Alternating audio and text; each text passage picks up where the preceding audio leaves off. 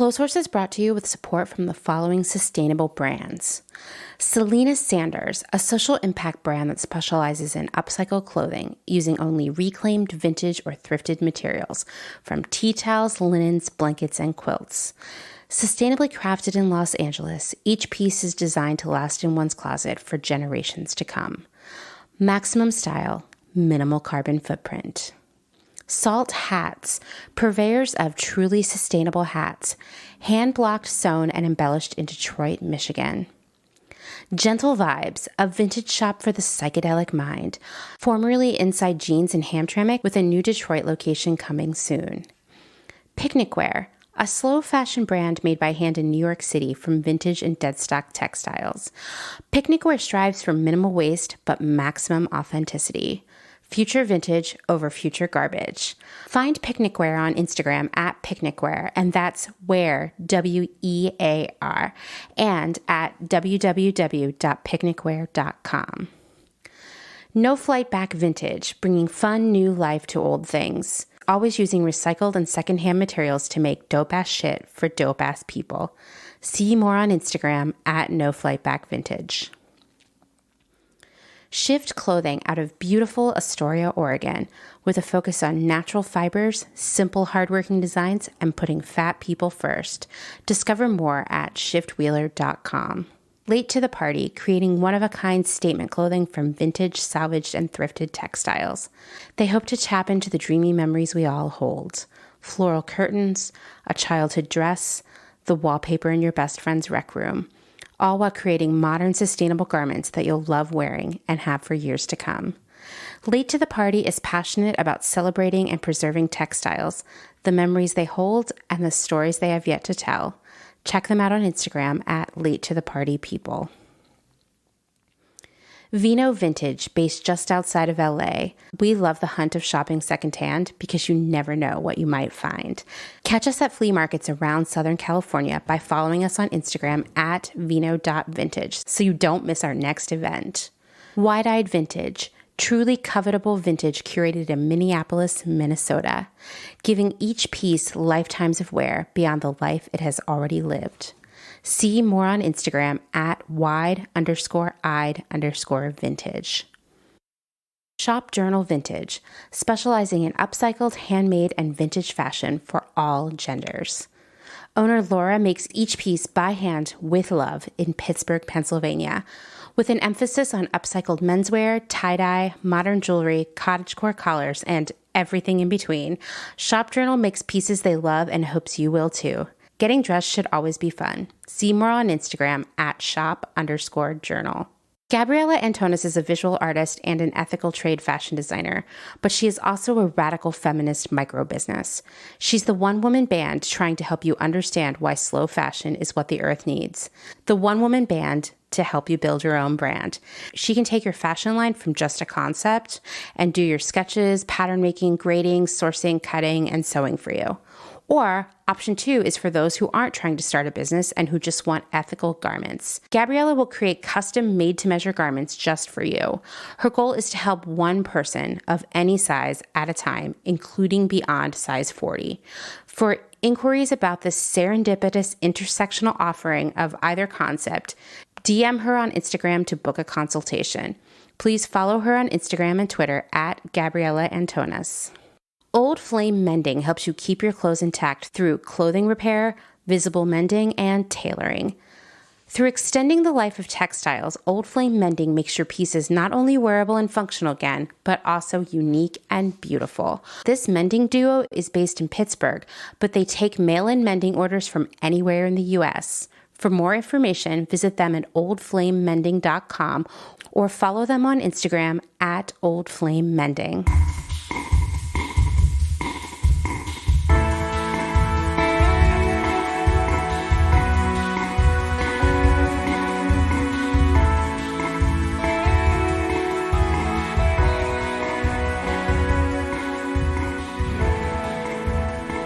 Welcome to Clotheshorse, the podcast that implores you to please check the crotches of your pants before you try to resell them. You'll find out why later. I'm your host, Amanda. Okay, anti-brunchers. Today's episode is going to be a little different than anything I've done before because, dun, dun, dun, dun, it's going to be all about the Clotheshorse Hotline, aka the best invention of 2020. I've been getting a lot of calls from you, which I love, and I thought it would be awesome to talk about a bunch of your messages in like one big episode. Plus, it's kind of always been my dream to have a show where people call in for advice, sort of live, like an 80s radio show in a Lifetime movie. So this feels like one step in that direction. Well, sort of. I've also been recording some really great conversations with different listeners about their experiences in resale. So I have some of those in this episode too. I just love the Clotheshorse Hotline because it gives me yet another way to connect with all of you. So we have a lot of people on this episode. Let's see. Today we'll include phone calls from Nikki, Elena, and Jillian. Then a longer conversation with Aslan about reselling pallets of Nordstrom returns. And lastly, a conversation with Haley about her experiences working at a resale shop franchise. And then after that, selling on Poshmark. So there's so much to do today. But first, it's time to thank the newest supporters on Patreon. You might have noticed some new businesses in the intro to this episode. First is Rebecca Harrison of Old Flame Mending in Pittsburgh, Pennsylvania. And I'm super excited to have a mender on board. In fact, as I was recording the intro, I was like, I need to reach out to her and see if she will call into the hotline so we can talk about mending. So Rebecca, when you hear this, please message me because I would love to talk to you about some mending that people can do at home and other things related to mending. I know you all have questions. You message me about it all the time on Instagram. And I'm always like, well, I don't know, but I'll look into it. Anyway, maybe we can get some answers. Our second new patron is Gabriella Antonas, who is a designer and artist from Baltimore, Maryland. You'll be getting to know her more in an upcoming episode in a few weeks, so stay tuned. Thank you so much, Rebecca and Gabriella. If you, yes, you, I'm talking to you, have been thinking about joining the Patreon, now is a really good time because this month, in addition to all of the other usual rewards, you'll get a free Anti-Brunch Society pin and membership card. And guess what, everyone? This month's Patreon exclusive episode, which will be coming later in the month, is all about Cabbage Patch Kids.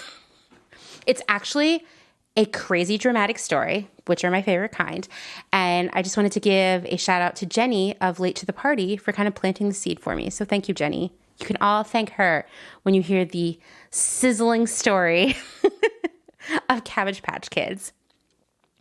You can learn more about the Clotheshorse Patreon at patreon.com/clothehorsepodcast. Also, as always, if you want to support the show, but you just don't have the cash, which is most of us, right?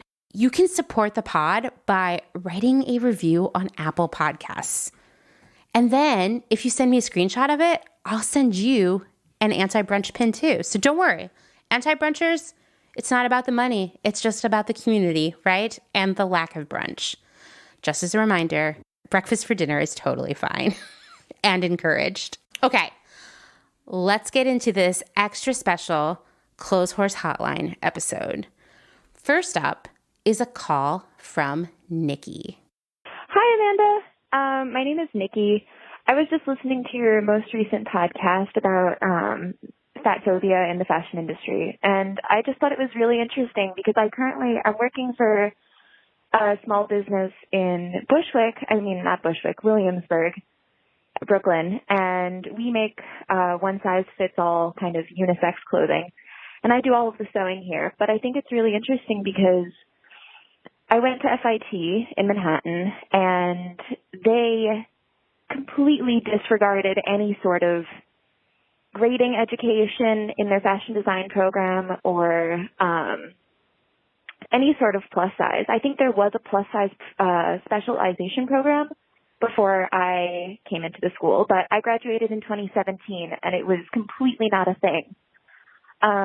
I just wanted to throw this into the conversation because I feel like a lot of people in the fashion industry who are up and coming now they don't receive that sort of education that's required to make clothes that are, fitting for everyone. And I think the conversation needs to also center around these institutions of education, not providing the things that people need. And stores need to be providing, obviously, things that fit a multitude of people, but also institutions need to be educating people on how, it's just a whole circle of things. Anyway, I am obsessed with your podcast. I'm telling all of my friends about it constantly. I'm just I was listening to a podcast this week. And everyone knows that I'm just listening to your podcast. And I can't wait to support you on Patreon in the new year. Anyway, thank you for doing what you're doing, and I can't wait to hear more. I'm so glad Nikki called about this because it's actually been on my mind since our episode with Claire and kind of talking about her experiences in her fashion program. And so I kind of wanted an excuse to look into this a little bit more and talk about it. So thank you, Nikki. A report published by InStyle magazine in February of this year revealed that only 22% of designers that showed at New York Fashion Week produced up to a size 20 or above. And remember, the average size American woman is a size 18. So automatically you're like, who y'all making clothes for over there? Because, job number one for all of us is to push existing brands and designers to make clothing in more sizes, right? And we all do that collectively by demanding and not shopping with brands that don't offer to dress more people, right? It's also, however, really important that the next generation of designers, that would be the people who are in school right now, they need to know how to grade and fit larger sizes properly. Because like we talked about with Claire, it's a totally different grade. It's a totally different approach. It's just completely different. It's not about just adding a couple inches here and there. There's a learning curve there, right? Based on my research, it looks like some schools offer plus size design as an elective, which means, it's an optional class. It's not a part of the core requirements at any school that I could find, except for one that we're going to talk about in a minute. And while some schools will allow students to pursue plus size design as an independent project, there are rarely plus size dress forms available. And some students have complained of pushback from instructors, sort of why are you even bothering? Which, speaks to this, what we talked about in the last episode, which is just this industry is fat phobic from top to bottom and everywhere in between. And that's extra upsetting to me that instructors, people who are training the next generation of fashion designers are kind of ew, don't bother. That's not a good example. That doesn't change the world. Do we need to fire all of them too? All of this is even more complicated this year because most programs are now online only. So it's even more difficult to get that specialized training should you decide to pursue this more independent study of plus size clothing.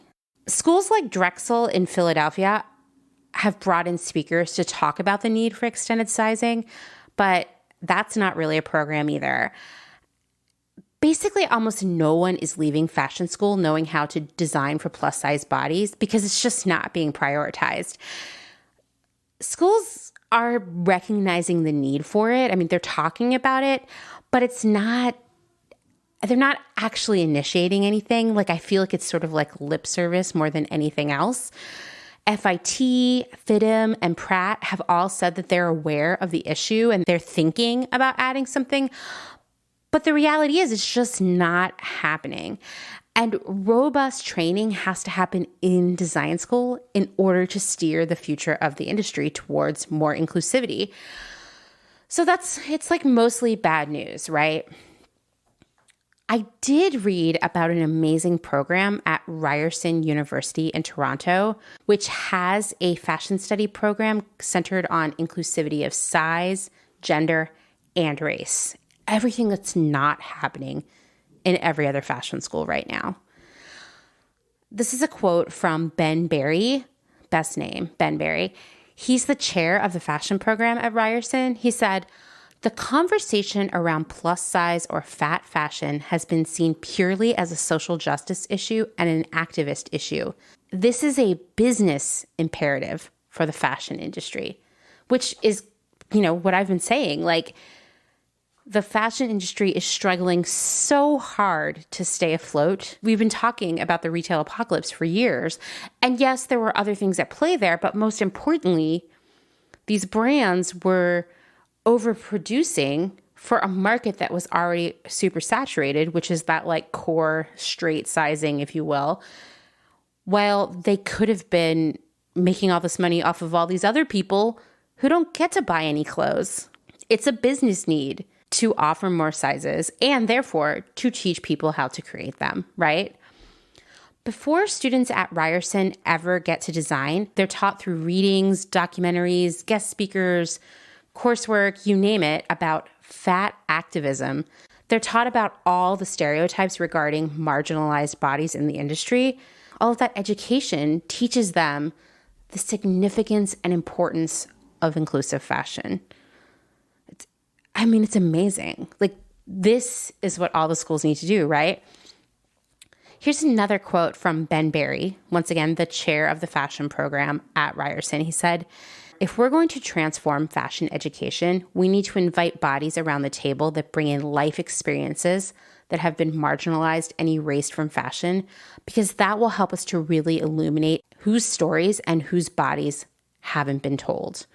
And this is like, I love it so much because, something that I've been saying over and over again is when you go into a lot of design offices, buying offices, when you look at the leadership teams at a lot of these brands and retailers, you see cis, white, thin people, often from a pretty privileged economic background. Well, who do these people then know how to dress? They only know how to dress one another. That's the crux of the problem, right? Is that they don't know any other people. And their biases are so deeply ingrained. And, it's sort of like this feedback loop of like, if you only ever see thin, white, cis, wealthy people, then that's all you think exists in the world, right? It reinforces your biases of anyone who's not like that. So why are you going to make clothes for them? So when you think about it, changing the fashion industry, and really just about any industry, begins with this understanding of different kinds of people. And then you follow with the technical knowledge to design for them. So I would love to hear from all of you other designers in the audience. Like, what did you learn about plus size design in school?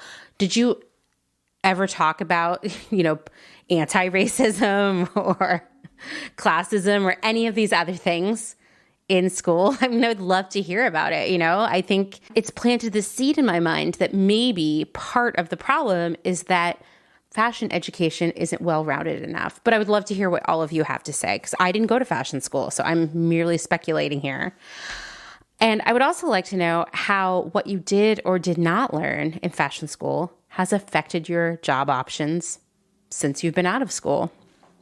And I'm just going to issue a special shout out to Selena Sanders, who hopefully is listening. I know you've been a design school instructor, and I know you have a lot of ideas about what's missing from design education. So please reach out and tell us how you think it could be better.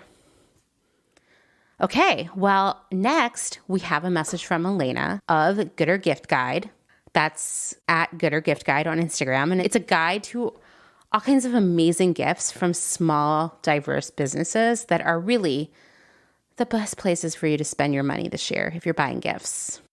Hey, Amanda. So this is Elena again, and I'm calling because it's Friday, and we had a very exciting, buzzy day on the Instagram in the slow fashion, community, because multiple brands did drops.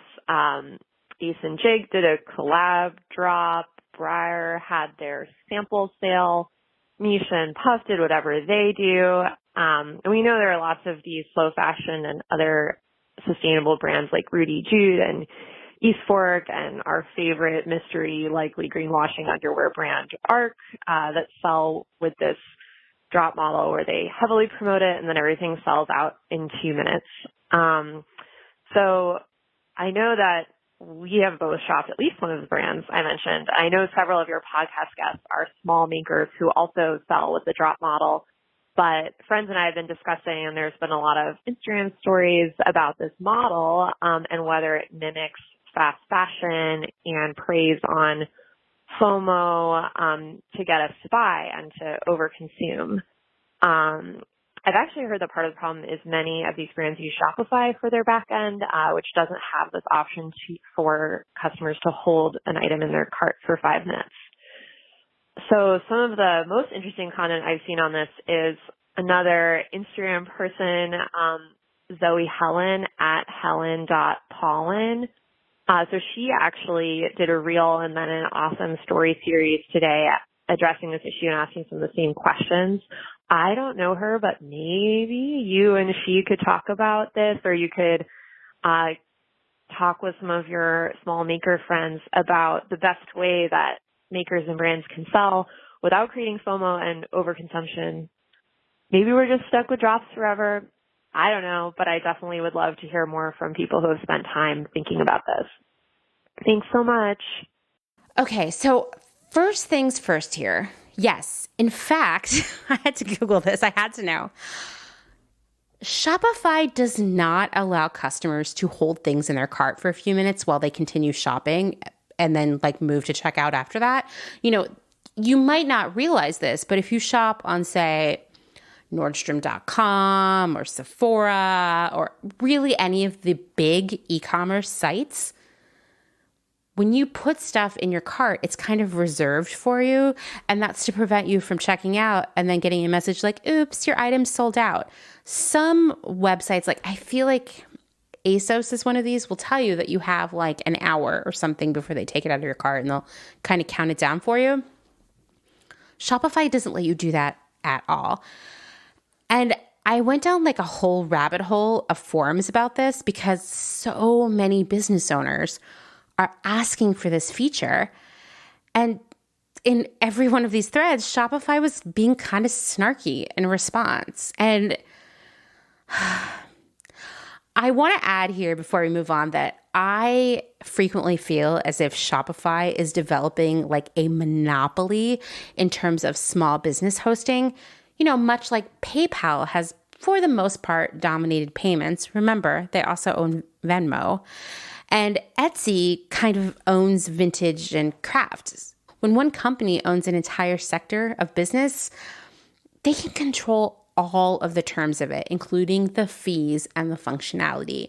So it's terrible for both small businesses and customers. I've been actually thinking through this new business plan that would be a platform for small makers and designers, as well as small boutiques and vintage sellers to sell on, right? Which you're like, oh, that stuff already exists. But this would be really good because, for one, you would have to be vetted. Are you an asshole? Okay, we'll get out of here. But do you pay a living wage to your workers? Tell me why your business is sustainable. There'd be sort of I don't know, a code of conduct sort of for all the sellers. And it would be well curated. So it wouldn't be like Etsy, which is everything ever, right? In addition to that, the business experts on stuff like myself would help give you advice on growing your business, help you afford and utilize more sustainable packaging and delivery options, all kinds of stuff like that. It's been kind of on my mind as I've seen how Shopify and Etsy are not being very good to the sellers. I mean, the sellers are what made them, right? But this is what happens when you get a lot more VC investment coming in. Your priorities change, right? Anyway, if you know someone who is, a tech person, an engineer, I guess, who would be interested in talking to me about something like that, please connect me with them because I have the biz knowledge, but I don't know how to do internet. So please, anyway, I'm just saying that out loud because I've been thinking about it for a while. And one of my friends was like, you should tell the Clotheshorse listeners because maybe one of them is the person you're looking for. Anyway, back to Elena's call. So let's think about slow fashion for a moment. In most cases, you have limited materials, right? Because one, you're not overproducing materials. So you're kind of just buying a set amount. You're not creating some sales plan that has you like doubling your sales and therefore having you buy all these extra materials that you don't need, right?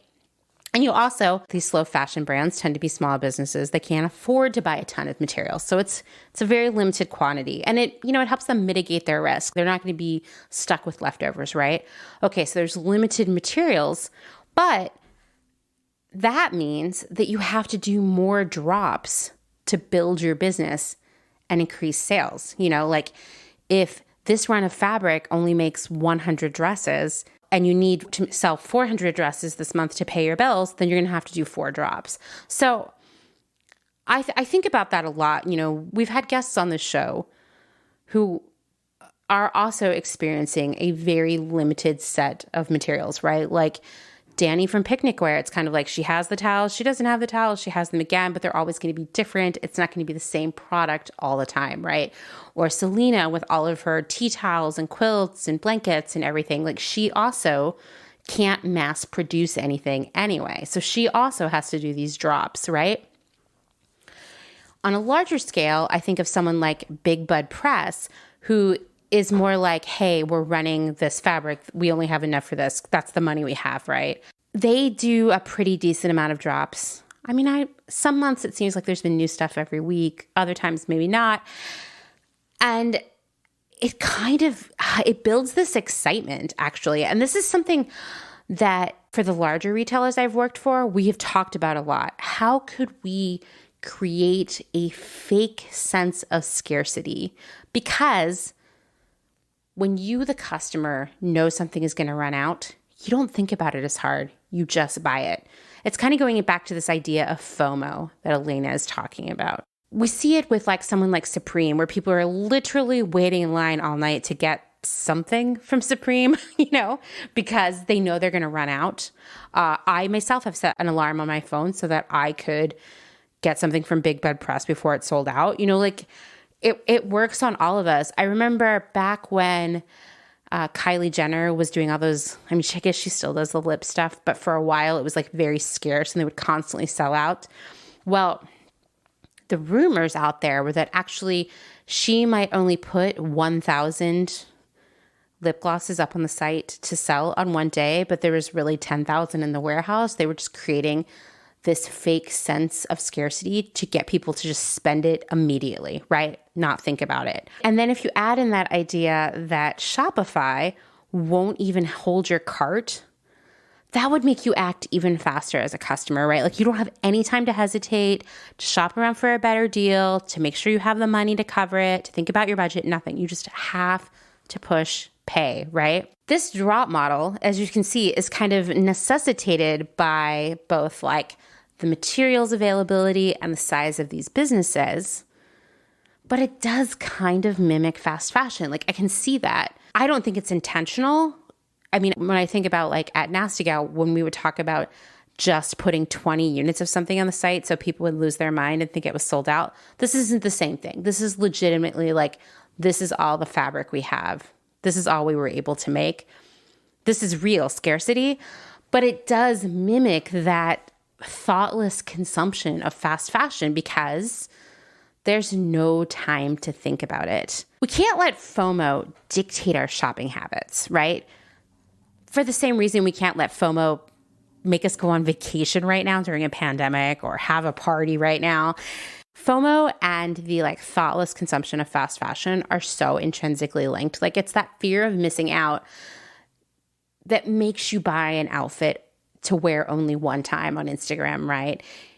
FOMO makes you buy super trendy stuff that you're going to wear once or twice or never at all. This is a really tough one for me to answer, Elena, because on one hand, I understand why these companies and brands and makers don't have a lot of inventory to sell you.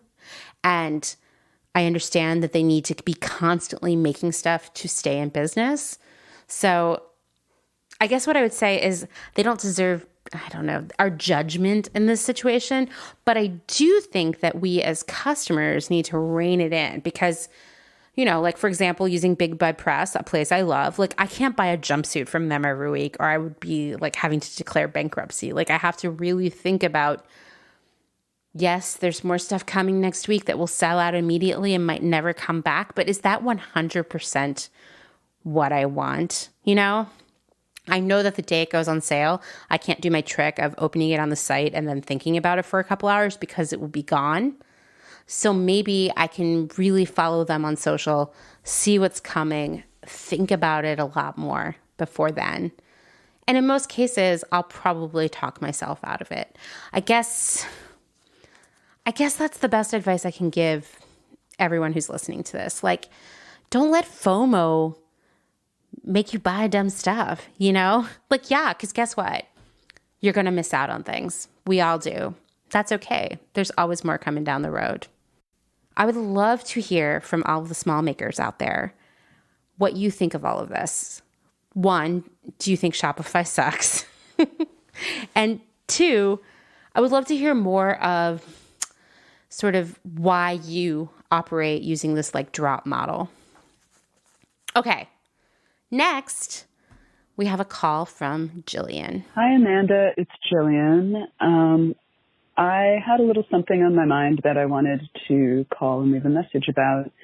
The other day I was talking to a friend of mine who's going to have a baby soon, and we started talking about cloth diapers, and that kind of got the gears moving in my mind about just kind of a bunch of things that are going on right now that there's a disposable version of, as well as sort of a cloth, potentially reusable version of.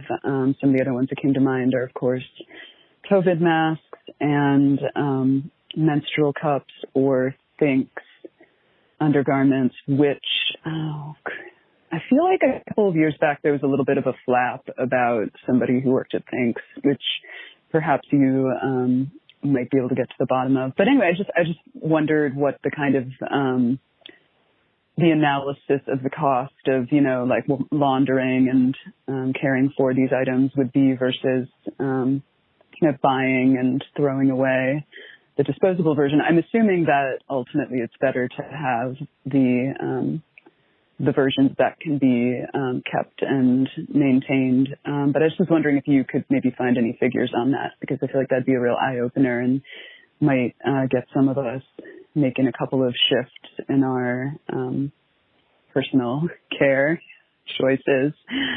Thanks for doing what you do. Love you. There has been a cloth versus disposable diaper debate going on for literally decades. In the 90s, the conversation was sort of like, okay, actually, it uses more energy to wash and dry diapers than it does to make them. This was in a different time, right, when we weren't really thinking about carbon footprint in the same way. But a recent UK-based study found that the amount of carbon dioxide produced by using disposable diapers for 2.5 years would be less than the carbon output of laundering reusables.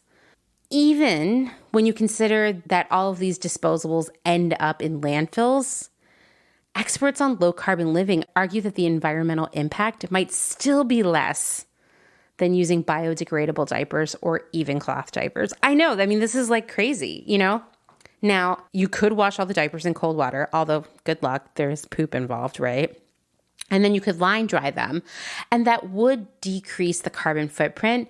But it would also mean probably having to own a lot more cloth diapers to account for all that drying and washing time. And of course, you would be investing a lot more of your own time in the line drying and whatnot. Well, your time has a value too. So the overall cost is just a lot higher. Which brings me to the next thing that I think is really important when we talk about disposables versus reusables.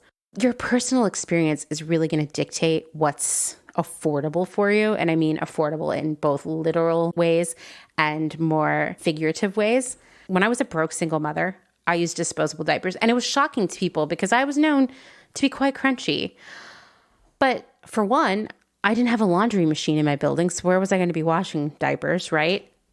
2, I had no time to deal with all that laundry because I was always working or cooking or cleaning, and I did want to spend just a little bit time sleeping and or hanging out with my daughter, right? And 3, and this is really important, because this comes back in a lot of other reusable categories, the startup costs of cloth diapers were incredibly out of reach for me.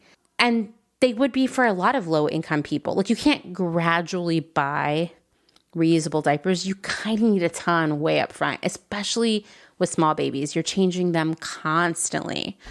I mean, ultimately, whether you use cloth diapers or disposable diapers is a personal choice.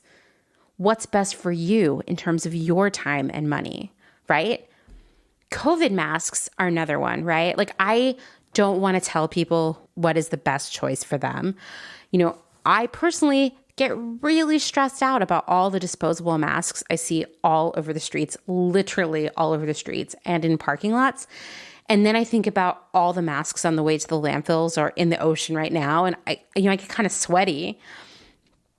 There's been a lot of speculation about the efficacy of reusable masks, so that's why I say it's a personal choice. In my household, we use reusable masks. We wear them only once. I wash them in warm water, and then I hang them outside to dry because I like to hope that the sun and the fresh air will do any final disinfecting that the wash didn't catch. Also, if I'm going to be out of the house for a few hours, which doesn't happen that often, but when we were moving was happening a lot, I would bring a pile of masks along with me and change every hour because when they get damp from your mouth, they're less effective. Once again, this may not be the right option for you, especially if you don't have a washing machine. So do what's right for you. The most important thing is that you should be wearing a mask, right? Okay, so now let's talk about menstrual cups and Thinks. So Jillian does mention the Thinks drama, which is they had a terrible CEO who called herself a she-EO. Her name was Nikki Agarwal. She was pushed out a couple years ago. I mean, for all kinds of horrible, horrible behavior, including sexual harassment of male and female employees, literally grabbing the breasts of female employees, and all kinds of just egregious, toxic, horrible bullying behavior. We actually talk about it a little bit in the department episodes about Girl Boss. She actually runs the company now, and she started it, Tushy, which are like bidet attachments, and I get ads for them constantly. So who knows if things are going better over at Tushy. I haven't heard anything. Let's first talk about the cost of reusable period products versus disposable. I would say for menstrual cups, menstrual sponges, and period underwear, there is a slightly higher upfront cost, but they do pay for themselves in the short term. And one of the menstrual cups I use is from a company called June, and it was only $6. I am enjoying this menstrual cup as, much as you could enjoy one. I would recommend it. I made this decision primarily because, like I said, I'm crunchy, and I was very concerned about I would envision seriously all of the tampons I'd used in my whole life stacked up behind me. I mean, it was disturbing to me. In 2018 alone, people in the US bought 5.8 billion tampons. And over the course of a lifetime, one woman will use somewhere between 5 and 15,000 pads and tampons, the vast majority of which will end up in landfills as plastic waste. Because, think about it. Tampons come wrapped in plastic. They're encased in plastic applicators with plastic strings dangling from one end. And many of them even include a thin layer of plastic in the absorbent parts, which is like a plastic party. Pads actually incorporate even more plastic, from the leak-proof base to the synthetics that soak up fluid to, the packaging. But once again, shifting away from these disposables to reusable is all about what feels right for you. For one, it might just be too gross or weird for you, and that's totally fine. You might have a job that doesn't have a private bathroom, so you might feel kind of uncomfortable emptying your cup at work. That was a concern for me. Or maybe it's just not physically comfortable for you. Different brands have different shapes, both in terms of cups and the period underwear, but it might be too expensive to be buying different brands to find the right fit for you, right? I, like I said, did switch to a cup, and it was a game changer for me, but there was a learning curve, and I'm glad I've been trapped in the house for months while I get it right. That's all I can say. So if you are going to try something new in that realm, this could be a good time while we're all at home. Once again, it's all about what's right for you in anything that is reusable versus disposable. But each thing that we can chip away is a little bit of progress towards a less wasteful way of life, right? It's not about the perfection. It's about progress. So every little thing we do gets us a little bit closer. But also, don't sacrifice your quality of life, you know? Pick what's right for you. Okay, next we're going to talk to Aslan. So she reached out to me a few weeks ago via email, and when she mentioned that she was reselling Nordstrom returns, I got so excited. I was like, please, I have so many questions for you. Can we talk? Now, as I mentioned in our conversation, 30 to 40% of all online purchases are returned. And as we talked about like a million episodes ago, it was way back in the beginning, a lot of these returns don't go back into the inventory for the brand to resell. While there's no hard numbers around it, it seems like it's a very significant percentage. Why? Why don't they just put these away? It doesn't make any sense, right? Well, it's because in the eyes of the retailer, it's way too expensive to pay for the manpower to receive the returns, open them up, inspect the garments, wrap them in new poly bags, and then return them to the shelves. So what happens to this stuff is it might go straight to the landfill. It might be sold off in lots to resellers. But even if that happens and it gets the second chance at life, these things tend to move around quite a bit from warehouse to warehouse. And, you know, they might sell them off to one jobber who sells them off to the small accounts. It's like the carbon footprints of these individual items just increase exponentially. So even when something gets resold, it's not a great situation, right? And all the big guys are doing this, including Nordstrom, as we're going to talk about. But I can assure you, Amazon is a huge part of this. Basically, any chain retailer you can think of is selling off or destroying returns or doing both. So I'm going to play with my conversation with Aslan. And then she called back a second time with just like a little more info. And so that message will immediately follow our conversation.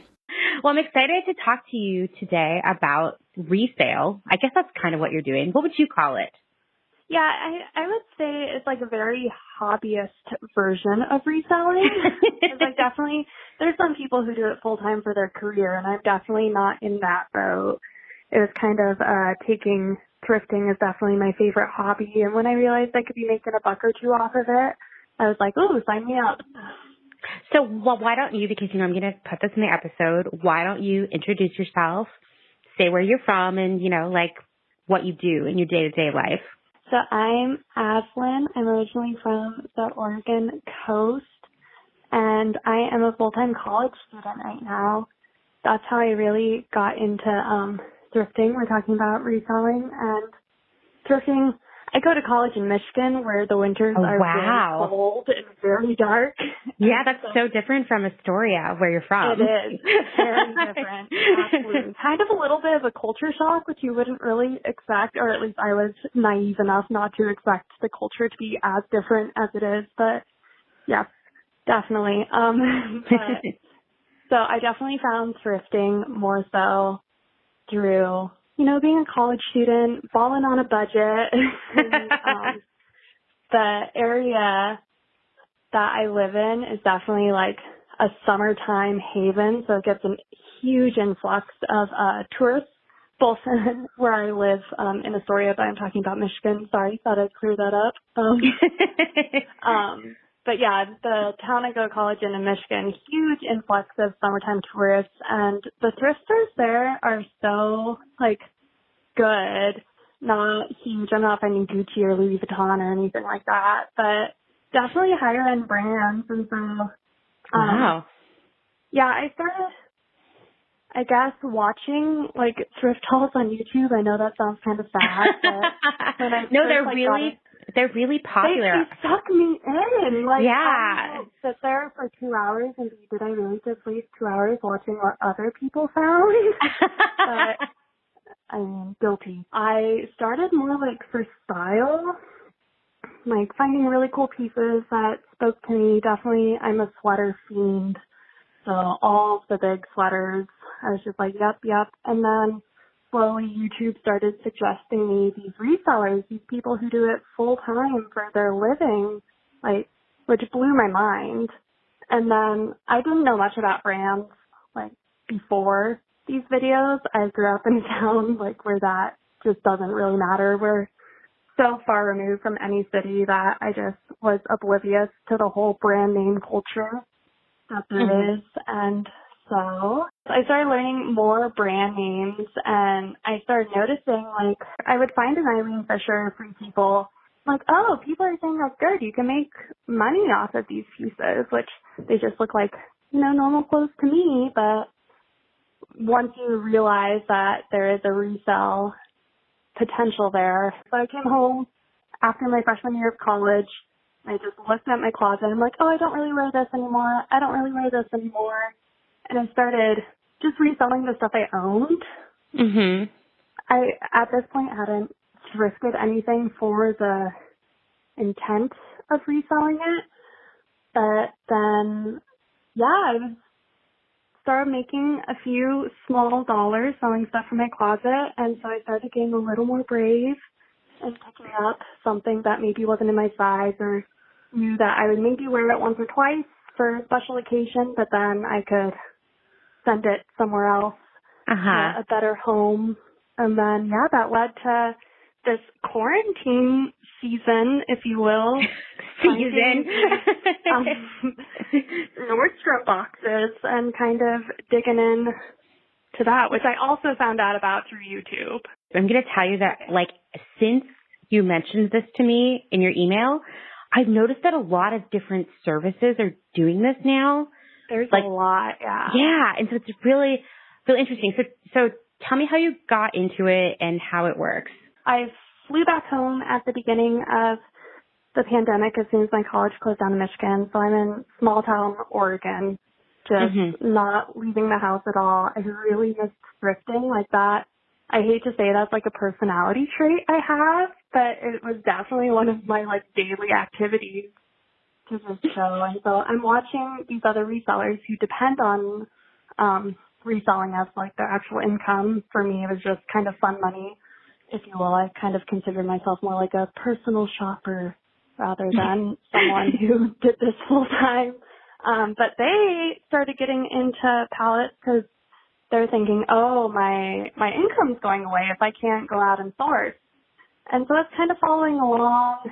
I noticed that in the resellers I follow on social media that not a lot of them jumped in right away, but I was so curious about it. I'm like, so you're telling me I can get guaranteed like Nordstrom brands, like the brands Nordstrom carries, and take out that digging factor through a thrift store? I can just know kind of the caliber of brands I'm going to be getting. So that really had me intrigued. And then I started digging around the internet and found out that for a lot of these services, you need a reseller license, which I suppose would have been easy enough to get. But just the fact of having an official reselling business, that sounds maybe a little in depth for me right now. But there were a few places I found that you didn't need a reseller license. The quantities are smaller, but for me being a one-woman show here, that wasn't necessarily a bad thing either. Right. So there's a lot of digging around, though. There are so many different sites, and some of them, they'll give you a manifest, so you know everything that should be in there. Some of them, it's a blind, just kind of cross your fingers and toes that it turns out okay. And then there's a lot of like Target brands. Some websites like pretty much just had like Target and Amazon. Some places had maybe like lower end department store stuff. So it would be Nordstrom, but it'd be like the smaller brands they carried. And then I ended up finding this website that's kind of like an eBay, but just for liquidation lots. So this Whoa. website carried everything from electronics to clothing to home goods even. And so I kind of got deep down in the rabbit hole there, and I found this one seller that I noticed consistently had decent lots. And then being a college student and seeing these lots go for a couple $100, I was very hesitant. It was a big investment for me, especially not knowing. I found a few reviews on YouTube and Google, and some of them were like, "This is terrible, do not do this. The stuff, you'll be disappointed in it." And then when I actually found 2 like unboxing videos, if you were, you could tell that definitely most of these lots are returns, and it will tell you that. It will tell you whether it's a shelf pull lot, a return lot, or a salvage lot. So the shelf pulls are kind of like, it was on the floor, but it didn't sell, so they pulled it for liquidation. And then I was doing customer returns. So for whatever reason, which is kind of scary as a buyer, you don't know why someone returned it. Is it a product defect, or is it just that it didn't fit?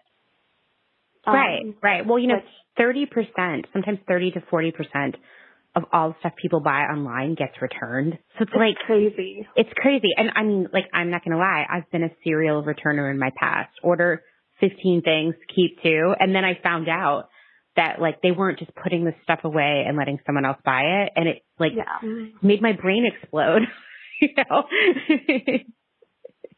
No, it's so crazy. It's terrible, but I'm a lazy returner. Is it worth it? Am I going to use it at some point? And if it's yes, then I normally end up keeping it.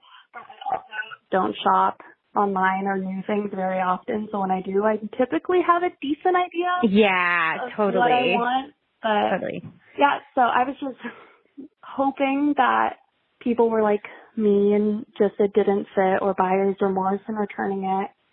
So I went big the first lots I bought. I got 2, and I think it was like somewhere around 150 to 200 items between the 2 of them. Wow.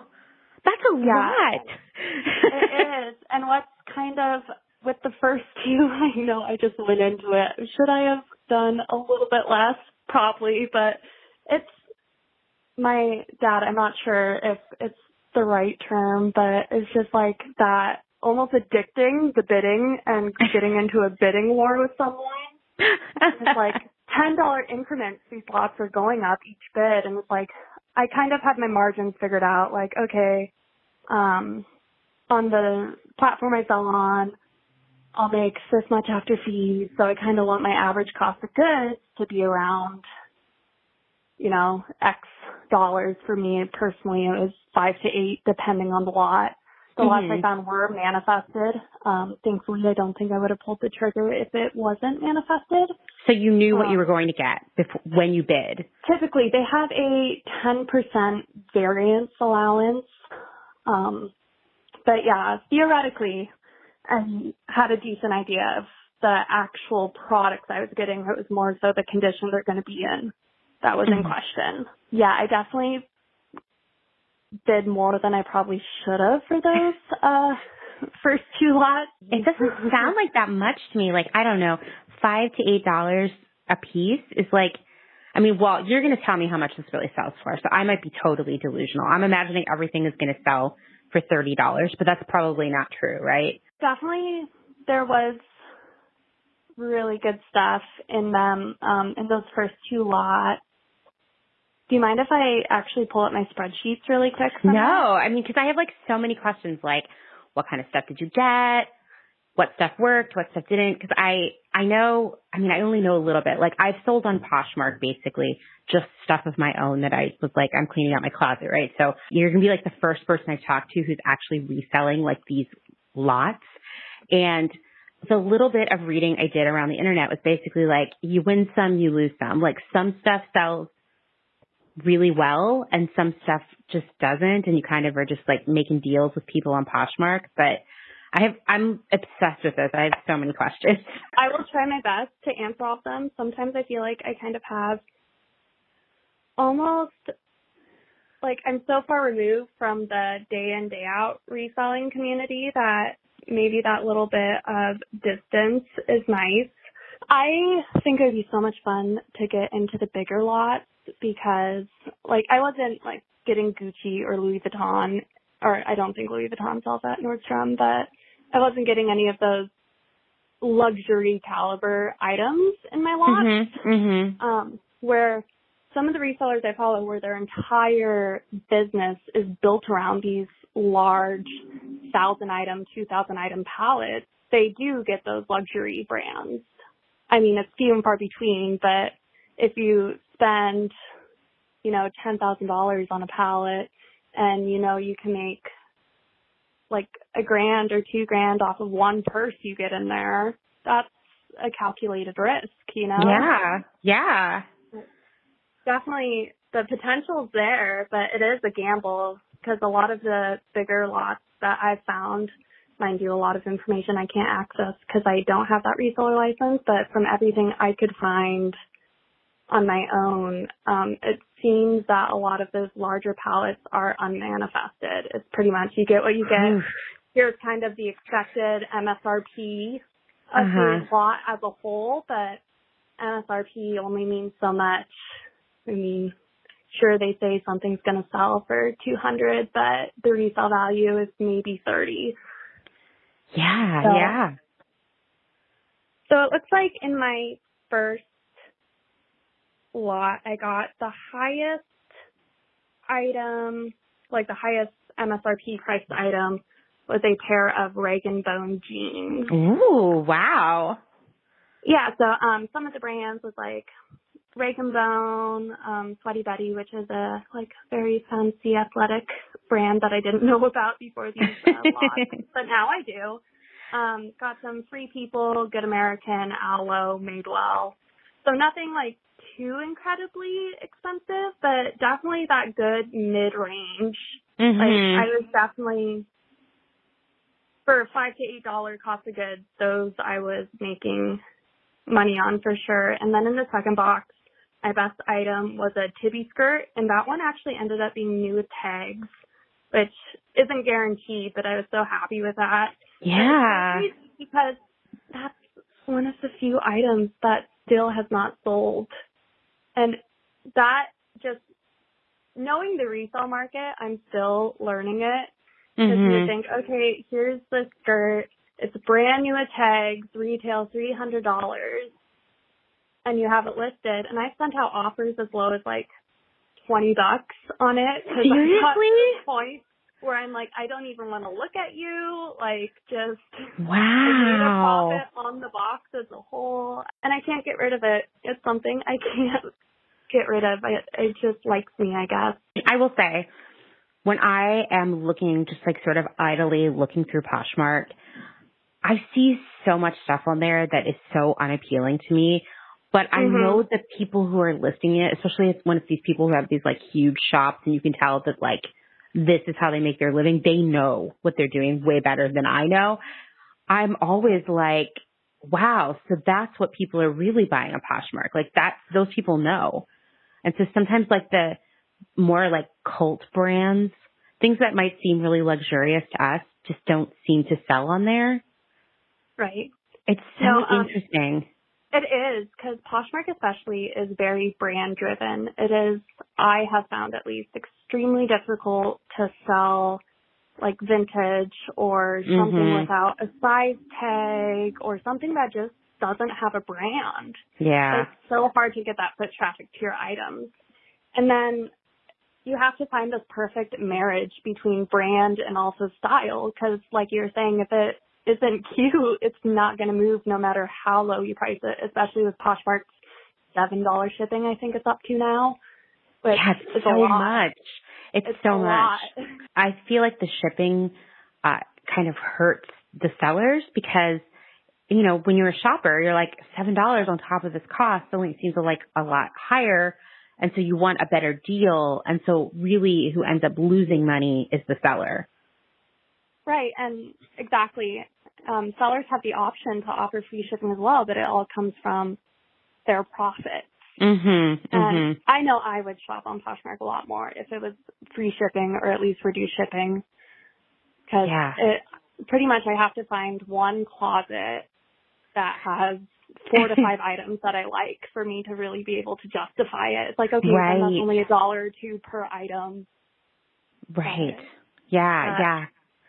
So is that where you sell most of your stuff? Is it on Poshmark?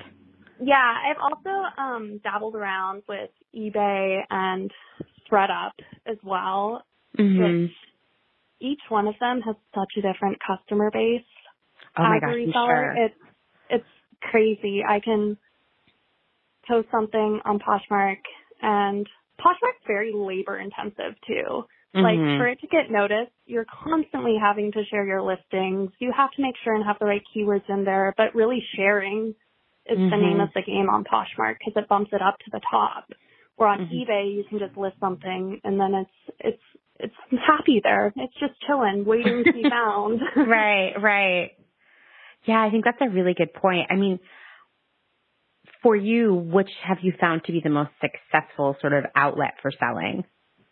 Poshmark, to me, the interface is a bit more user-friendly. It's very kind of cut and dry. Here's what you need to do. eBay requires a lot more like keywords and different fields to be filled in.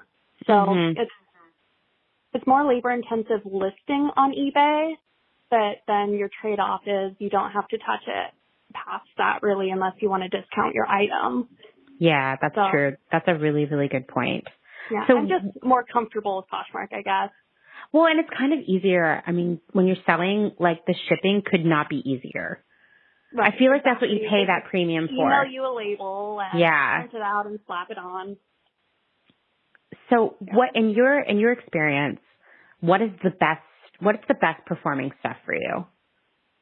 Honestly, it's athletic wear and athleisure personally. No way. If you can find, like, out of those boxes, my very first item I sold from those boxes was a pair of aloe sweatpants. No way. I mean, I guess they didn't even quarantine. Wow. Yeah, they didn't have tags on it whatsoever. Like, so I'm selling it as a used item. Right. Even though, yeah, it's a used item. And I mean, I know I feel like talking about reselling kind of nowadays. I've heard so many arguments that it's unethical or all of that, but those sold for $55 within like 8 hours of listing them. Wow. A pair of used sweatpants. I'm in awe. Obviously that was the right price to the buyer or else they wouldn't have purchased it. But me being the cheap, frugal person I am, I'm like, that's crazy. Yeah, I hear that. You know, when people talk about reselling being unethical, those people, in my opinion, are basically, they're not understanding the true value of clothing. Like, you're coming from this approach that as soon as something's not brand new anymore, that it should be valueless and therefore, like, free, I guess.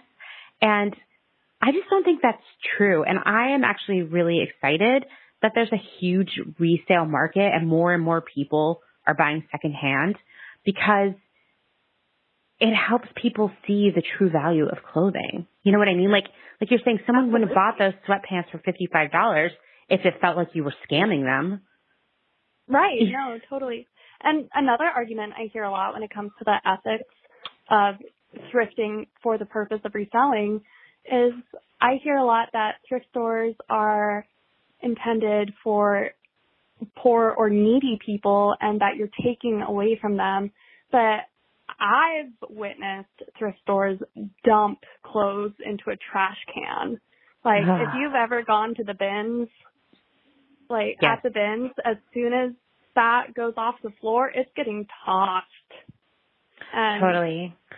I don't think there's a scarcity. And there's definitely not. And I think these, like Goodwill especially, they do have their mission, but the actual thrift stores themselves is just a business making money off of goods they got for free. Totally. Yeah, I agree. I don't know. I mean, yeah, you know what? sometimes I'll be thrifting and I'll look one aisle over and there's someone who has a cart full of like all the raddest stuff that was in the thrift store that day. And I know they're going to resell it. And for a moment, I'm kind of annoyed. And then I'm like, no way. That's fucking awesome. You know, make a living doing that. I love it. I wish I could get to that level, honestly. Just, I mean, and it's work. It is work. I'm a hobbyist in it, but to constantly source the goods, which you have to pay yourself for your time if you're treating it as a job, and then to take measurements, photograph the items, list the items, and then if you're selling on Poshmark to continually share it, I understand why people might mark items up or try and get the high end of the comps. Mm-hmm. It's a lot of work that goes into it. Well, and I'm really grateful for people like you who are buying these like lots, these returns and whatnot, because otherwise those go to the landfill.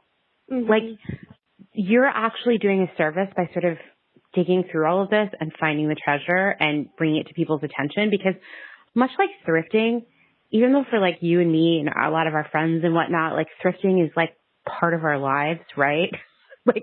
Absolutely, it's just like what we do, right? It's on almost all of the birthday cards I get at this point. It's hope you thrift something fun today. Totally. But like, you know, and we like kind of exist in that bubble, right? I think also like in the Pacific Northwest specifically, thrifting is so much more mainstream than it is in a lot of other places, because like everyone thrifts in Portland, you know, and you know, like my parents live in Salem and they thrift, you know what I mean? It's like, it's so much more mainstream, but most people won't actually go to a thrift store. You know what I mean? I was that way until I was 18. I thought thrift stores made me uncomfortable. Like I would seriously get like the heebie-jeebies walking into a thrift store, and I was like, oh, why would I want to wear like someone else's stuff? And then just one day, I'm like, well, I borrow my friends' clothes. I eat off of dinner plates at restaurants that other people have ate off of. Yeah. Is this like such a big deal in my head? And then the more videos I watched where I saw what people were getting from thrift stores, I'm like, okay, I just need to get over this. And as soon as I did, it was like, I was off the deep end. I loved it so much. Yeah, I mean, it's really addictive. It's something we talk about a lot, actually, in my household. I've kind of become the advocate in my family where I started thrifting for everyone else, because honestly, any excuse, I'm like, oh, do you need something? Do you? Okay, I'll just go and grab that really quick. Let's see if it's there. So like my dad's dress shirts, I started thrifting, and then nice. I have my nieces and nephews who are still elementary school age, so they're going through clothes like crazy, and so it's like, oh, I'll drive the 2 hours into Portland and go to the bins and just load up for you guys. Let's just get an entire year's worth of stuff. And as I drop things off or give people secondhand goods, I'm like, oh, here's a little fact about what it takes to produce clothes. And don't you feel so much better now that you got it secondhand? No, it's true. You know, it's funny when you start like really thrifting, you're like, why would you ever buy brand new Christmas decorations? Or like, why would you ever buy new dishes? Like, it's all there and it's like awesome, you know? And that was what was so crazy about these boxes to me, is that they're practically brand new goods. They came from, you know, someone who either returned them, but they didn't have this big long cycle in someone's closet. And like you said, it's saving it from the landfill. Mm-hmm. It was crazy I feel like I keep saying that, but it blows my mind all the time that people just go through clothes so often and that they toss things. And I mean, some of the pieces I got with the condition of them, like I said, some of them were new with tags, but there was some gross stuff in there too. And that really opened my eyes about how other people treat clothes. And there was a few moments where I'm like, this person had the audacity to return this. Yeah, I mean, I worked, one of the jobs I've worked at in the past few years was for a startup. And so we would, you know, sometimes even though, like I'm the director of merchandising, but sometimes like we got to get in there and like help everywhere someone needs help, right? And so a lot of times my team and I would work on processing returns, and the stuff I would see, I was like, these people are animals, except animals wouldn't do this. Like this. Yeah, if I have to guess what part of the body the mark came from, I'm like, no, thank you. Yeah, no, don't want to know. No, don't. My triggered some sort of rabbit hole in my mind that I did not plan on going down today. Oh my gosh, I know. Yeah, I've opened some pretty gnarly return packages, which, you know, one of my favorite brands out there is called Big Bud Press. And when you buy something from them, they send this really long, it's like a card that comes with your purchase. And it's like all these rules, like, hey, don't be a jerk, fold it up, don't eat with it on and then pack it up, like button it, you know, don't jam it in the bag. And I was like, the first time it happened, I was like, I just cannot believe that they have to spell this out for people. And then I processed a bunch of returns at my job and I was like, oh yeah, I get it. Like 90% of people are doing that. It's so gross and rude. Like the transparency, I love it. It's like, hey, if you roll this up in a ball, then we're going to have to put it aside and steam it. And that costs us money and time. And then we can't get it out to someone else. And, you know, if you spray perfume all over yourself while you're wearing this and then return it, we can't sell it. Like those kinds of things seem really obvious, but like a lot of other things that you and I are talking about right now, like they're not. What surprised me was all the deodorant marks. And I'm like, why are there so many like marks on these clothes? I don't get it. And then as I was changing that day, I looked at my shirt and I'm like, it's just from trying it on. That is so crazy that like there can be such bad residue just from throwing a garment on your body and just taking it off. Yeah, no, I've worked retail. It's gross. You know, I've been a serial returner in the past, but I would always, because I'm like, had that in my mind from working retail, I would always go in the bathroom and scrub my armpits before I tried stuff on, just to like be polite. No, and you don't know that stuff until you're in the other side of it. Yeah. Just trying to make life better for someone else. I know, because I've had to be that person sitting there at a table with like a wet cloth trying to rub deodorant off of something that someone returned because no one will buy it with deodorant on it, even though it's just deodorant and they're going to get their own deodorant on it. All the clothes are going to get deodorant on them eventually. It's the scourge of our lives, I guess, deodorant. Hi, this is Aslan. I just had a couple things I realized I didn't share with you yesterday, specifically about the customer return Nordstrom boxes I was doing. So I was getting these boxes from a liquidator who was obviously getting returns from Nordstrom stores, but in the manifest, which I did have available to me, there was some of the items listed as unbranded. And I at first was really curious as to what it was, but they did give the UPC numbers for all of the items listed. And so when I went through and looked up the UPC numbers, it turns out they were all Nordstrom in-house brands.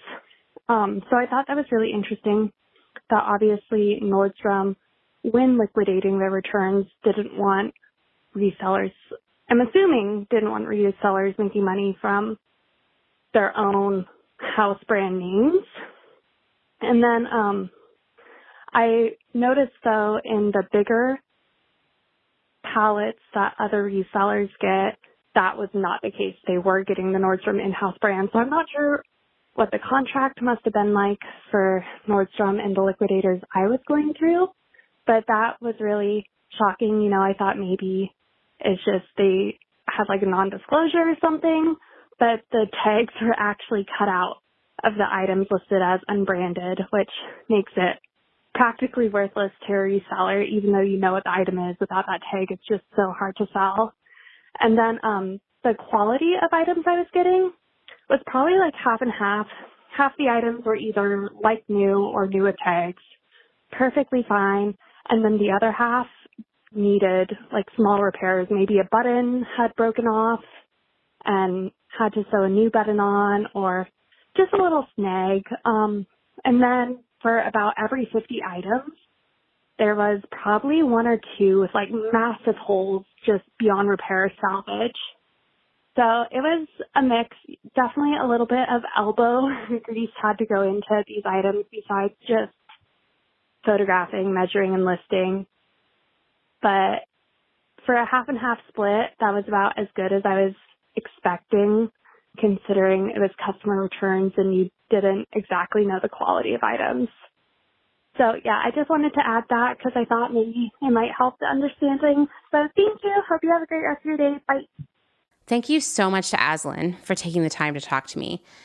If you are involved in any kind of secondhand or reselling, whether it's a consignment shop, selling on Depop or Poshmark, selling vintage on Etsy, working at ThredUp, working in a thrift store, I mean, you name it, I want to hear about it. Why? Well, because secondhand is kind of the future of fashion. Trust me, all the retailers are thinking that. And it's the most sustainable way to shop. But I also know that there are a lot of issues because, like I said earlier about Shopify, there aren't that many platforms for selling secondhand. So sellers are sort of at the mercy of these big players. And therefore, they struggle with high fees and sort of feeling like no one is in their corner when it comes to dealing with customers, which brings me to my next call with Haley. So Haley reached out to me about working for a franchise that sold secondhand clothing.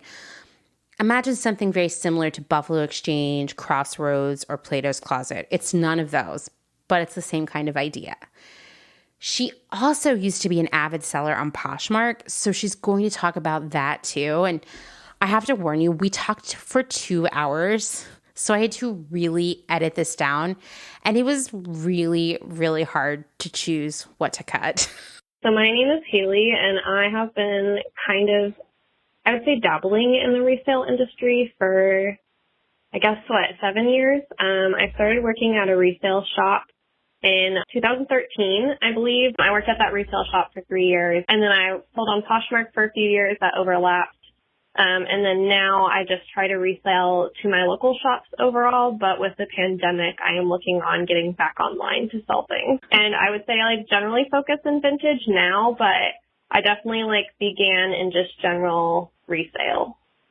So when you were working in resale, I have your email open in front of me here, and you said you began in the dressing room, but you eventually became a buyer, which you did for a few years.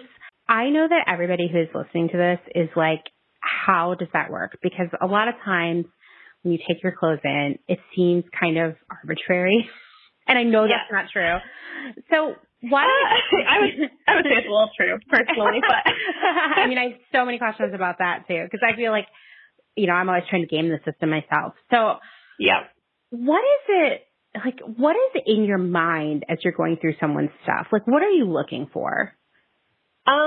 So the franchise I worked at, which I would kind of first by saying there's tiers of resale. If you work in resale, you kind of know what they are. There's kind of those mom and pop consignment shops, which are kind of their own little world. But then there's the big franchises, like Plato's Closet, Uptown Cheapskate, Clothes Mentor, kind of that. I think Style Encore, but I think that's kind of Plato's Closet.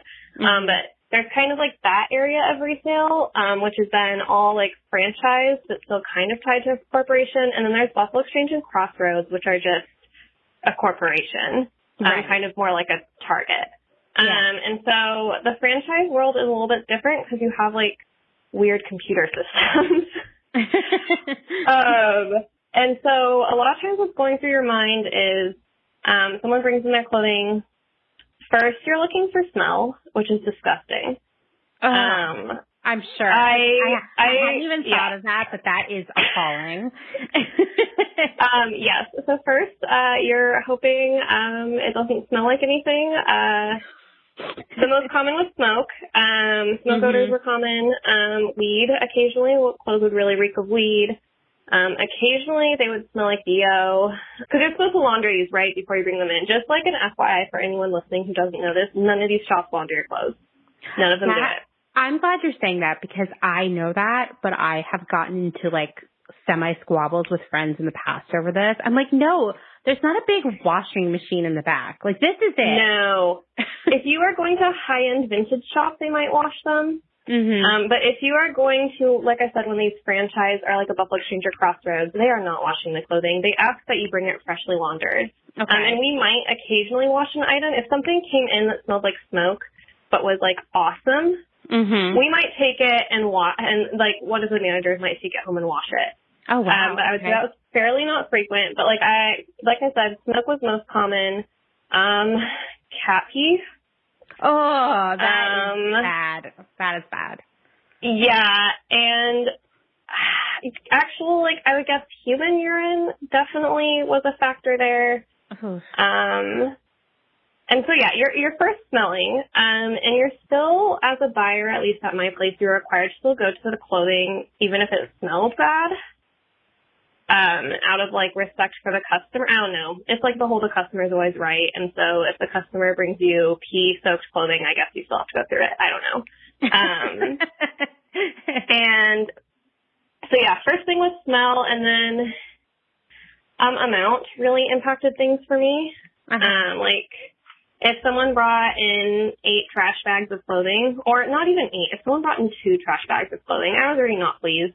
Oh, I hate that. I mean, even on the customer side, I'm like, what are you doing? Like, that's not fair to everyone else that's here. And as soon as I see, like, I felt like the most clothing resale I've ever done was when I was living in Portland, because we had like Buffalo Exchange, we had Crossroads, we had some local places. And what you would see is people coming in with like 5 IKEA bags. That's what I would always see, or IKEA bags. And it's just like, they're not going to buy all that from you. No. And it's also a really bad game to play, because depending on the cash flow of the place, we might have an item limit we can take from a buy. I've always wondered about that. I would say it's not, I would say that's when there's bad cash flow. So the place that I worked at was always on the cusp of like going under for the whole 3 years I was there.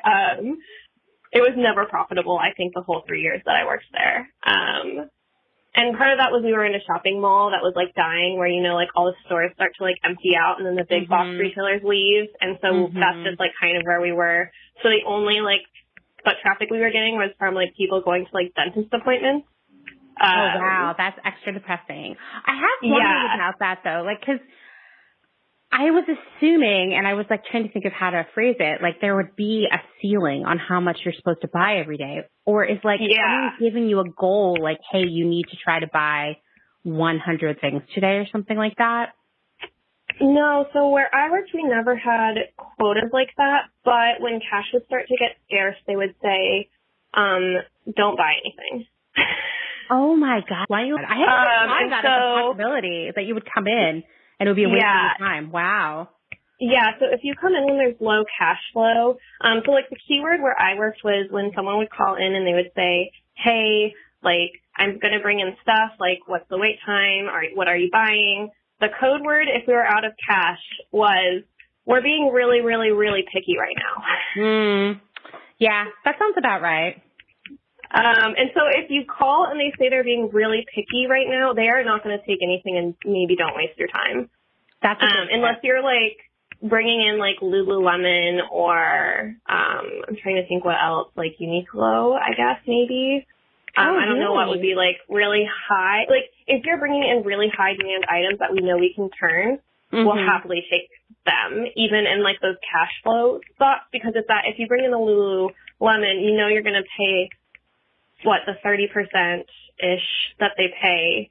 And then you know you're going to get that 70% back within like the week. So it seems like, I mean, when I take stuff in, I always have this sort of like curatorial eye about it. Like, what do I think people would want to buy?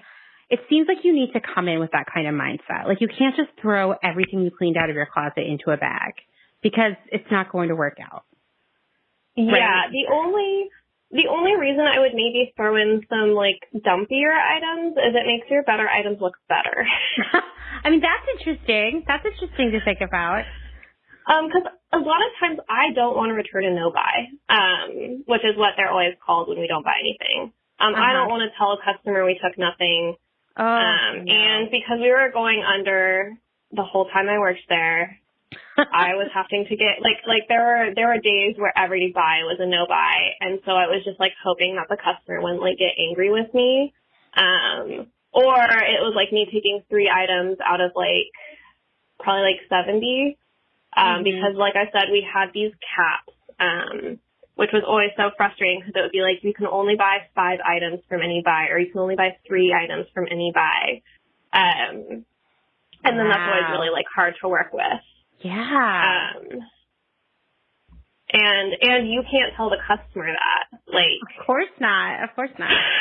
Customers would get so mad because, like the franchise I worked in, it was in the burbs, and like, so you would have like really privileged, like soccer moms coming in and like screaming at you because you weren't taking their clothing that's been in the closet for a decade. I had a grown woman actually stomp her foot at me when I didn't take anything. And I was really lucky and I had a good manager. And if somebody because I don't know how frequently we'd get yelled at, but it was like frequently-ish enough that like I had a manager that was really awesome, and you could call her and she would talk to the customer and tell them they have to leave the store and shouldn't ever come back.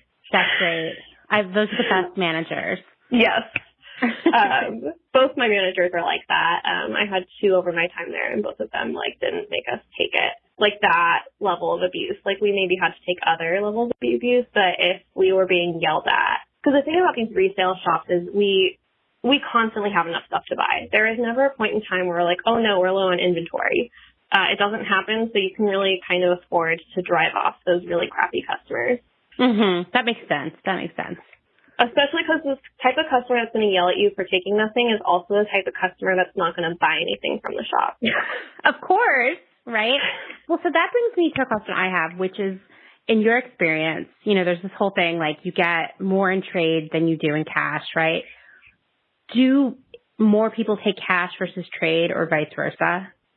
Yes, more people take cash for sure. I would tell you, if you shop at the store, always take trade. It's a way better deal. The other way these shops will try to get you to shop in the shop. Buffalo Exchange requires you to stay in the shop, but I think almost all the rest let you drop off your stuff. At least at my shop, we advertised that you got put to the front of the line if you stayed in the store while you shopped. Oh, wow. And if you dropped it off, you were behind anybody else who might come in and stay in the store. That makes sense. I mean, that's a really good idea. I had never even thought of that. Like I said, I worked at a franchise, so I don't know how standardized it is. But that was my experience at my franchise, is that we did boost people who stayed in store. Because you were hoping they would stay in store and they would shop around. You were not hoping they would stay in store and stand over you while you look through their crappy clothing. That was going to be my next question, because I've noticed some people have this strategy where they are going to stand there and try to chat up the person in hopes of getting them to buy stuff. Is that super annoying to you? It depends on the person. As always, right? I didn't mind it. Sometimes you can tell they're trying to angle you to buy more things. Of course. And when I could tell that was what was happening, I probably would take less. But I'm also kind of a jerk. What's so great about being a buyer at a retailer like that is you're in one of the rare positions where you have some power in this relationship. Yeah. And so I feel like a lot of us took that power and put our claws in it and was this is how I can get out my aggressions at customers is by pricing their things low or not taking anything, or I don't know, you could punish the customer for being bad in this position. When I worked dressing rooms, I just had to take it. Right. Of course you had to take it. Yeah. So do you have tips for people who want to take their stuff into a resale store? What they should do for best results? I would say for best results, never take in more than one blue IKEA bag at a time. I love that. Also, probably don't bring in 4 items. So, because you bring in enough, basically, right? Bring in enough because I have to enter you in my system. That takes time. And then a lot of times when people are only bringing in 4 items, without even putting them in the system, I can tell I don't want them, but I have to still put them in the system. Yeah, that's annoying. I get that. And so it's just it's a big waste of time if you only have 4 items. And then I'll give you an offer of $1.75 for 1 item. I don't know, it's not worth your time either. Right. And like I said, like once you get over that one IKEA bag, I would say, like you're starting to get into a world that I don't want to go through your things anymore. And I'm like sick of looking at, cause a lot of these are duplicates. A lot of them, my store took men's clothing as well, which is a little bit less like often, like frequent. And so like I'm sick of looking at your men's like slacks that all look the same. I'm sick of looking at your men's shirts, because usually these really big buys would include men's stuff. And then it would be like a bunch of stuff that I can tell hasn't been in the mall, because we say have it in the mall in like the last year or two. And this is all stuff I can tell hasn't been in the malls in decades, and not in a cool, fun, vintage way. Right. And that's always how those big buys were. Or you could sometimes tell you're going through the belongings of someone who was like recently passed. They just like always sucked. Those buys always sucked. So if you bring in a ton of stuff, you're going to get like diminishing returns. Right. That makes sense. And launder your stuff. And for bonus, maybe like throw in, I don't want to say dryer sheet because those are disposable, but like if you make your stuff smell nice, like not just like not smell like anything, but like if they smell like they've been laundered, that just like gives me peace of mind. Yeah, I mean, that makes sense to me. You know, it's like marketing sort of for your clothing. Yeah, and then don't ever bring it in a trash bag. If you bring it in a trash bag, you're telling me you think your clothing is trash. Amen. I totally agree with that. When I see the people come into like the Buffalo Exchange or wherever with the garbage bag, I'm like, oh, that's not going to be good. That's just like pilly leggings or something. If you have higher end retail bags sitting around, put them in that. Like put them in your Nordstrom's bag, in your Vera Bradley bag. Fold them neatly and put them in like a high end like bag you would get at one of those shops. Like come in with a bag from a shop that is on their brand list. For me personally, when I sell now, because so I live by the one blue IKEA bag rule, but I do the one with a zipper and that has shoulder straps, so it's not as heavy. And I'm in Seattle, so then it also doesn't get rain on it. But I would say yes, never more than one blue IKEA bag. I mean, I believe that so much, for not just for yourself, but for the people who are also there to sell your clothes. It's really important. Yeah, I don't know if dressing cute impacts. When I was a buyer, it didn't matter to me. I don't think I really paid attention to how people were dressed. But, like, I dress cute when I go and sell, so that makes no sense. I mean, I do too. I should just go in my sweats. Because, like, when I think about it, I can't actually picture, like, a single customer that I ever had's outfit. But you never know. You might get someone who is going to be swayed by that. So I don't think it hurts. Yeah, I don't think it hurts. And, like, for me, since I'm selling usually, like, kind of off-kilter vintage, I try to show how I make my off-kilter vintage cute. Yeah. So, like, I don't know. So that way they, like, don't come across these, like, weird paisley shirts and they're like, oh, God, what do I do with that? And I'm like, oh, you just put it with a nice jean. Actually, I don't wear jeans. So like, a skirt, I don't know. I also don't wear jeans. I just wanted to get that in. One of my coworkers saw me in jeans, like, before the pandemic, and he's like, I don't know if I've ever seen you in jeans. And I'm like, I've worked for, like, 2 years. Oh, another random tip. Before you bring in your pants to, like, a consignment shop, check the crotch for period stains, because we're required to, and it'll be less embarrassing for you. Oh, my God. Seriously, everybody. And, like, yeah, I would have to figure out how to subtly, in front of a customer, look down into the crotch of their jeans. I remember, like, that always, like, giving me anxiety when someone would be, like, staring and talking to me, and I had, like, a pile of jeans that, like, I knew I maybe wanted to take. And I'm like, I'm going to have to, in front of this customer while talking to them, look into the crotch of every single pair of these jeans. Just casually. Just, like, yeah, casually. And then I'm going to put some of them back in the no pile. And you know what I would say? I mean, I'm not an avid pants wearer. In fact, I almost never wear pants except to, like, to bed or to work out. And I will tell you this. There's way more period stains in your pants than you know. Check them all before you take them. Check them all. I, like, distinctly remember that, and doing resale is like the having to look in the crotch of a jean, like a jean there's black in front of a customer. And then, like, be, like, worrying that they were going to ask me what I'm doing. Because, like, you don't want to say, but, like, now everybody who hears this will know that that's what you're doing. So that's good. Everybody check your pants. And then the other thing that I think people don't know about resale shops, I'm hoping it's changed, but during my training, I remember them training us to tell larger women that we were interested in their handbags if they came in and asked about buying, and that always felt really icky. I didn't do it. I've never heard of it. Fat phobia is like well and alive in resale. I'm sure. I mean, now that we're talking about it and I think about like the resale stores that I've gone to, I haven't seen larger size clothing. Yeah, and if you see, so like, for example, in our shop, the extra small was probably 2 racks. The smalls were 4. The mediums were 6. And then the large, extra large, and extra large were like 1 rack. That's crazy. And yeah, in your training, you were told like if a larger woman comes in and asks about selling, tell her that we would love to see her shoes and handbags. And I was like, I am not going to tell someone that. Like, that is horrifying. That is horrifying. I would love to know if other places do that. I'm going to ask. Yeah. And the other thing, too, that was interesting about that is we would have these monthly trend update videos we'd have to watch for our training, or quarterly, I can't remember. In one quarter, they were kind of like plus sizes in. Start buying all the plus size you can. And I was like, what the heck? So I would guess they must have phased like the not taking plus size and being like fat phobic out of their training, just because of that. But I was pretty horrified. Like, I remember being in the training room, in the office and watching these training videos and feeling really horrified. I definitely think some items are haunted. I didn't believe in ghosts until I worked resale.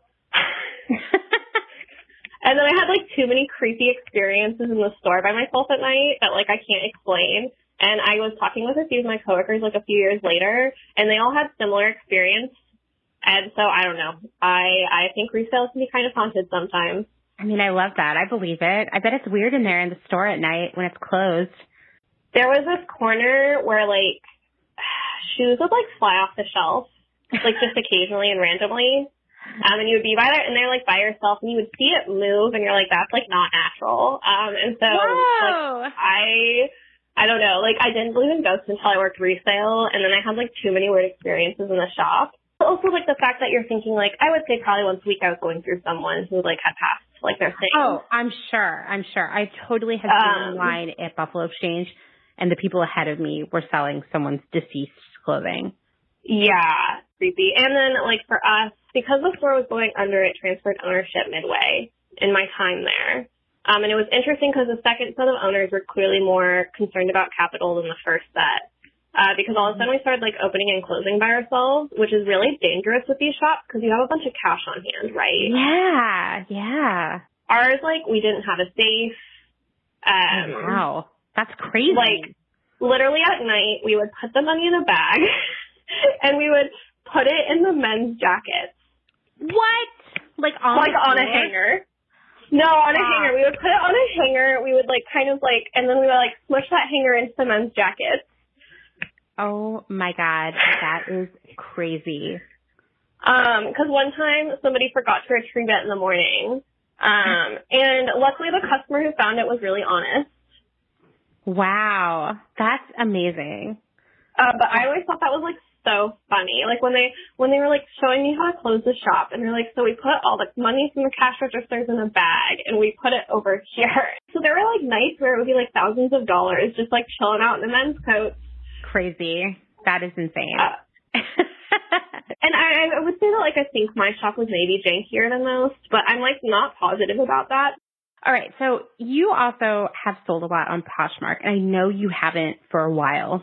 And you said something interesting in your email to me, which is that you thought that Poshmark had been changed a lot by its VC backers with their Series E funding in 2017. And I would 100% agree with you on that.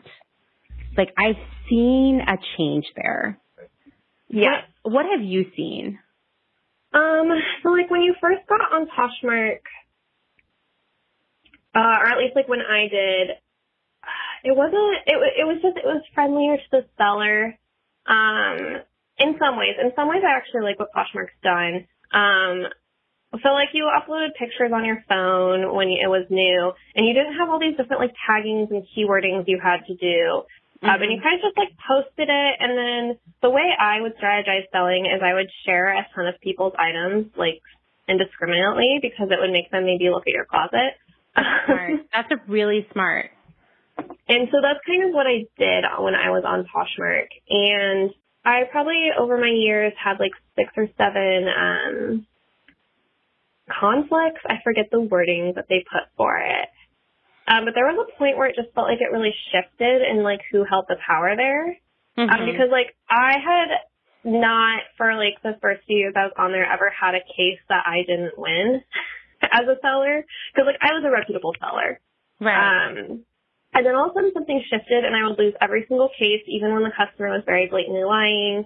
And then the other thing they did was with the offer features that I think made it way less buyer-friendly. Seller-friendly and more buyer-friendly. The customer can make an offer and you can negotiate whatever, but now it's almost like as a seller, you're expected to make an offer to every single person who likes an item. Right. I would agree with that. And, I mean, I don't know if this was happening back then, but the offers that people make on the stuff you're selling are ridiculous. Yeah. And I can't figure out what's supposed to go on there. I would always get mystified when people would offer me, like, $3, because I'm like, I'm only getting 25 cents of that, and that's, like, not worth my time. Yeah, I feel that, too. Like, people being just so bizarre. Also, I feel like when Poshmark opened up to men, you started getting, like, those, like, sketchy, like, can I see a picture of it on your body? Or, like, shoes, like, can I see them on your feet? Where it's just kind of, like, gross, and, like, felt like less of a safe space. And then also it just became kind of harder to navigate once they started adding on all those categories. I went from loving selling on there to, like, hating it, I feel like, in, like, the span of, like, 5 months. It's just, I mean, there are a lot of things that I hate about it that I find really, really annoying. One is just, like, the constant notifications of these, like, weird parties. Yeah. Have you ever used these, like, this, like, party system? So I did. So there's now more parties than there used to be. There used to only be 3. And I would use the evening party because I knew a bunch of people would be online, and that's when I would try to share people's items. I don't know, obviously, if this was successful for me at all, but basically I would, like, pop in front of the TV and just, like, blindly share things while I, like, watched an episode of something. And that was kind of what I would do, and I would do it during these party times because I would assume that Poshmark chose those times because they were higher traffic hours. Right. That makes sense to me. I mean, they have so many parties now. And they're really specific. It'll be like tank top party. And you're like, what? Why? Yeah, and that's kind of what they were themed when I was on there, but I've definitely noticed in recent years there's just, like, more a day. It was when they rolled out their boutique nonsense. Okay. That was when I was done. Will you explain this a little bit for people who might not know what that is? So Poshmark, which is, like, an interesting idea, but basically Poshmark rolled out this program where I can't remember if people could buy it from Poshmark. I think you could, where you could buy brand new clothing and then list it on your closet and, like, kind of sell it like it was, like, your own boutique that you were running out of your garage or whatever. And so they were, like, encouraging you to buy, I guess it's that, like, for me, one of my passions about resale is sustainability. And they were basically encouraging you to do, like, the nonsense that, like, when Buffalo Exchange buys new things to try to pass as, like, sold things. And that's kind of what I felt they were doing with this, like, weird move. And it really, like, I don't know. I then felt like I couldn't trust if anything I was buying off Poshmark was resale anymore. Like actual resale. Well, and I do think that it has changed a lot because I feel like I encounter a lot more new stuff on there. Yeah. Like every once in a while, I'll sell something that is brand new because, like, a vendor gifted it to me or, like, I couldn't return it, that kind of thing. It was, like, final sale. But that's, like, very few and far between. But there are people who have so much new stuff. And I know, I mean, it's all kinds of stuff. People buying returns from Amazon and other places like that. Or, like, literally going out to, like, TJ Maxx and, like, clearing the clearance rack and selling it. Yeah. It's weird. It's like incentivizing people to sell new stuff. And I don't like that, but, like, goes against everything that I believe in, you know? Yeah. It went from feeling less like capitalism to exactly like capitalism. Yeah. Like it felt like more like a community sort of like, hey, we're all like eco-conscious and like looking for bargains and we care about clothes and that kind of stuff. And literally now brands like for example, Free People sells on Poshmark their own brand new stuff. Yes. Yeah, I've been seeing it all over Instagram. I know, because some of the sellers who are like majorly making a living off of Poshmark are like, literally these brands are selling brand new stuff for almost nothing because they're just trying to recoup some expenses. I can't sell stuff that cheap. Yeah. And I mean, it's I know it's not just Free People, but it's brands that are popular on Poshmark. And I'm assuming that Poshmark has gone to them to encourage them to come and sell, you know? I would agree. I mean, Poshmark keeps like raising round after round of funding. When you look at their financial history, it tells like a very clear story of like capitalism. And it's really sad. Haley did reach out to me a couple of weeks ago after the episodes with Jess's experiences at Buffalo Exchange, and she told me this. One thing we didn't cover that I realized was our software. In the software, we would input the brand, size, and item type, and it would spit out 3 prices to choose from. It would also help us see what brands or item types aren't selling and helped inform our buying decisions. So this is like a lot different than what Jess was working with at Buffalo Exchange, like way more technology, it seems like. I have to say that my inner nerd is really excited about this software because I love that kind of stuff. Like, ask any of my former coworkers. I just love a good algorithm. I just love data. Thank you so much to Haley for literally talking to me for 2 hours about all kinds of stuff. If you have something to contribute to the conversation, it could be thoughts, questions, more info, please reach out. Your stories, your personal stories as consumers, workers, people who wear clothing, make clothing, sell clothing, like clothing, your experiences with the buying and selling of stuff, these personal stories they are political at their core. And sharing these stories helps all of us shape what we do next. So please reach out. You can call the hotline at 717-925-7417. There's also the old-fashioned way via email at clotheshorsepodcast@gmail.com, or you can DM me on Instagram at clotheshorsepodcast. But be advised that I might ask you to call on the hotline because sometimes it's just easier to share your message that way. I would rather hear your voice say it than have to read it out loud. Okay, well, this concludes our first ever Clotheshorse Hotline episode. I hope you enjoyed it as much as I did. For one, I love hearing from all of you because you know what? My cats are getting really tired of hearing me rant about consumerism and capitalism.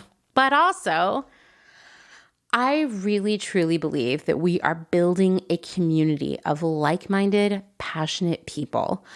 And that community is creating a movement. And that movement will turn into actual real change in terms of how we buy, what we buy, who sells us stuff, who doesn't get to sell us stuff anymore, and everything else. It's easy to feel alone right now, but there's power in numbers. And guess what? We're getting the numbers together right now. Tell your friends, tell your family, because we're going to change the world together. Thanks for listening to another episode of Clotheshorse. If you like what you're hearing, you know what I'm going to say. Please rate and review on Apple Podcasts and tell your friends. Also, don't forget, this month only, if you write a review, I will send you an Anti-Brunch Society pin and membership card. You got to do it. It's good for the algorithm, I hear. Plus, I really appreciate it. Thank you to everyone who has shared our content or recommended us on Instagram. I love it.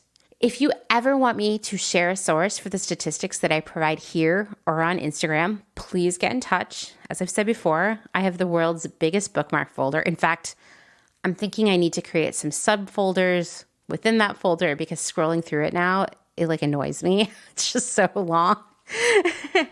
And while I'm not a journalist, I am very committed to providing all of you with accurate, true facts and information. So I like to double check things and make sure it's all on the up and up before I share it.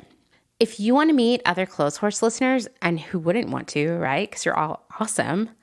Join the Clothehorsing Around Facebook group, and I'll share a link in the show notes. Also, as I mentioned in the last episode, I'm thinking about this idea of monthly like Clotheshorse virtual hangouts, where we could hang out and just talk about what's on our minds and what we're up to. I could answer some questions, just hanging out, right? Because it's a weird, lonely time. Please let me know what you think of that idea. And if you have any like tech advice around it, Meg of Scavenger Vintage suggested Discord. I would love to hear all of your thoughts on that.